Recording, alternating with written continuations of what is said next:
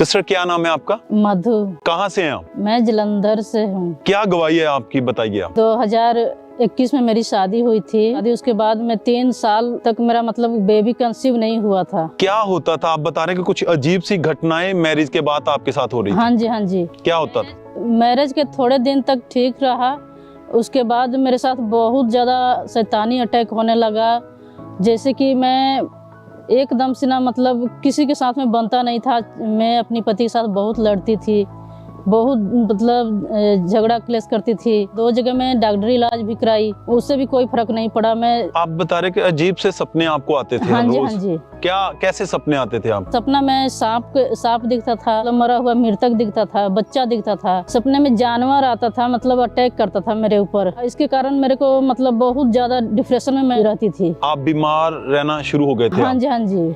और आप बता रहे हैं कि आपके जो पीरियड थे वो भी सही नहीं, रीति से नहीं आ रहे थे? हाँ जी, हाँ जी। जब भी आते थे क्या होता था? बहुत हैवी ब्लीडिंग होता था मेरा। 1 महीना में 2 बार आता था मेरा पीरियड। और 15-15 दिन तक आपको ब्लीडिंग होती रहती थी? हाँ जी, हाँ जी। और जब आप डॉक्टर के पास गए तो डॉक्टर ने क्या बताया था आपको? डॉक्टर कुछ नहीं बोला, उसे बोला पीरियड रेगुलर नहीं हैगा, ता करके आपके बेबी कंसीव नहीं हो रहा। और आपको दवाइयाँ दी गई? हाँ जी। पर कोई फर्क नहीं पड़ा आपको? नहीं, कोई फर्क नहीं पड़ा। और फिर 2023 में पहली बार आप प्रेग्नेंट हुए? हाँ जी, हाँ जी। क्या हुआ उस समय, उसके बाद? बहुत खुश थे हम, चाहे मेरे पति। 3 साल के बाद मेरा मतलब प्रेग्नेंट हो गई मैं। उसके बाद मैं 3 महीना के बाद फिर मेरे को शैतानी सपना आया। उसके बाद सुबह ब्लीडिंग शुरू हो गई। मैं कही अब फिर मैं गई डॉक्टर के पास, तो मैंने स्कैनिंग कराई। उसके बाद मतलब डॉक्टर बोला मिसकैरेज हो चुका है, बच्चा डेड हो चुका है। हाँ जी।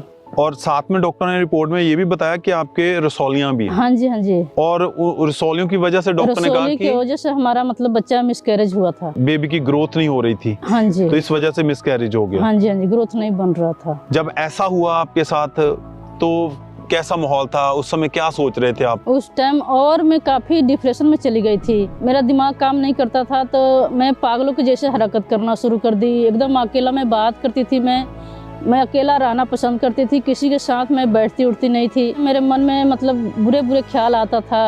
और आपको ऐसा लगता था मतलब कि कोई भी मुझसे प्रेम नहीं करता, और हस्बैंड से भी आपकी लड़ाई झगड़ा रहता था? हाँ जी, हाँ जी। बहुत काफ़ी हस्बैंड के साथ में बहुत काफ़ी मतलब लड़ाई झगड़ा रहता था। बेबी ना होने की वजह से मन में फिर क्या चलता था? मिसकैरेज हो गया था, तो मैं उम्मीद छोड़ दी बच्चे का कि अब बच्चा होना नहीं है। उम्मीद ही छोड़ दी थी आपने कि अब मेरे बेबी नहीं होगा। तो आपके मतलब हस्बैंड और आप अन्य जगह पर भी गए? अन्य जगह पे जाके मैंने मतलब पैसा भी दी थी, फिर भी कुछ नहीं फर्क पड़ा। बहुत जगह में गई थी। और बहुत ज्यादा परेशान हो चुके थे आप और आपके हस्बैंड भी। हाँ और जी। आप अकेले बैठ के रोते रहते थे इस चीज के अकेले लिए? रोती थी, अकेले बात करती थी। आपस में जैसे लगता था कि हम एक दूसरे से बात कर रहे हैं, ऐसे मैं बात करती थी। खुद से ही बातें करते रहते थे? खुद से ही बात करती थी, बाल नोचती थी, बहुत मतलब लड़ाई झगड़ा करती थी। मैं अपने पति के बहुत मारपीट करती थी। और फिर बहन चर्च के बारे में कैसे जाना आपने? चर्च के बारे में एक आंटी है, पड़ोस में रहती है, वो चर्च आती है। वो मेरे को बताई कि आप खंबड़े जाओगे तो सारे कुछ ठीक हो जाएगा। आपने अपने बारे में, आपकी लाइफ में जो चल रहा था, आपने उसको बताया था? हाँ जी, हाँ जी। उनको पता है, पड़ोस में थी, उनको पता सीगा सारे कुछ पता था। ता करके वो बोली कि खंबड़े जाओ, सब कुछ ठीक हो जाए। प्रभु बहुत बड़ा बड़ा काम करता हैगा। जब पहली बार चर्च में आए, गवाहियाँ सुनी तो कैसा लगा? जब फर्स्ट बारी मैं चर्च आई तो मेरे को बहुत शांति महसूस हुआ। मैं बता नहीं सकती कि ऐसा हुआ कि हम है खुदा में पहले क्यों नहीं मिला। इतना सारे कुछ खराब होने के बाद परमेश्वर आज तो मिला, जिंदा परमेश्वर आज हमें मिला है। क्यों रो रहे हैं आप? ब्रदर जी रो रही हूँ इसलिए कि पहले भी चाहे शादी के बाद भी बहुत ज़्यादा मैं मतलब तंगी काटी।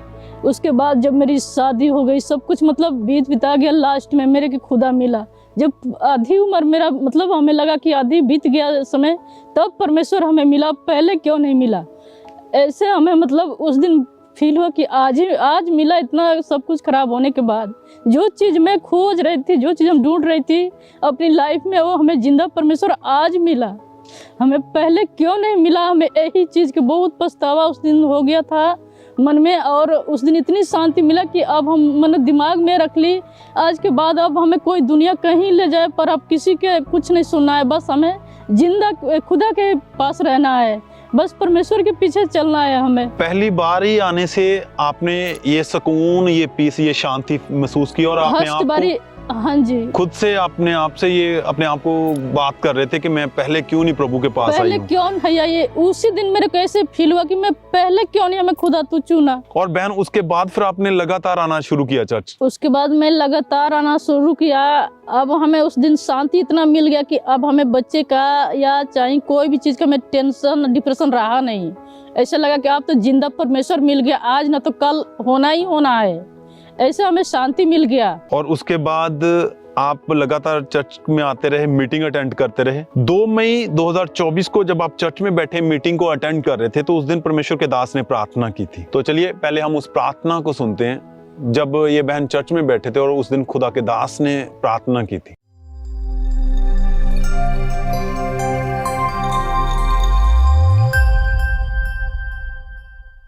जो लोग दुष्ट आत्माओं के नीचे हैं, जो बहने जादू टोने के नीचे हैं, श्रापों के नीचे हैं, जब आप इस ऑयल को अप्लाई करेंगे, यीशु मसीह के लहू से क्रॉस को बनाएंगे, यीशु मसीह के नाम में उसके लहू को मैं आपके ऊपर छिड़कता हूं, शैतानी पावरों के खिलाफ लहू को छिड़कता हूं। सिस्टर आप ये बताएं, जब प्रार्थना हुई तो आपने उस प्रार्थना को रिसीव किया अपने लिए? हाँ जी, हाँ जी। उस प्रार्थना को रिसीव करने के बाद क्या हुआ? जब मैं प्रार्थना को रिसीव की उसके बाद मैं घर गई।